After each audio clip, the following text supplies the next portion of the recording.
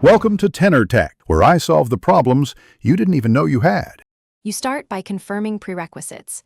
Make sure you are signed into an administrator account and have the Bitlocker recovery key or Microsoft account available. This prevents lockouts. Open Control Panel, then System and Security, and click Bitlocker Drive Encryption to view status. Once done, pause any automatic sleep or hibernate and plug your Acer into power because decryption must run uninterrupted. Now, select the encrypted drive you want to turn off, and prepare to choose the Decrypt or Turn Off Bitlocker option.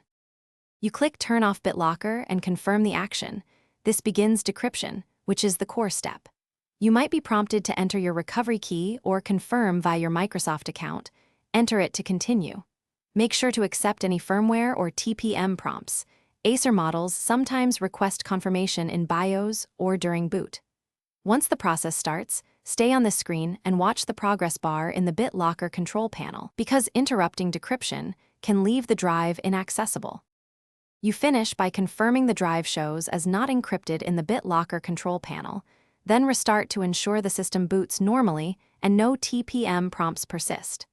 After successful decryption, re-enable sleep or hibernation if you turn them off, and review group policy or device encryption settings if you need different behavior. If decryption fails, use the recovery key immediately or boot to the Windows recovery environment to run chkdsk and resume decryption.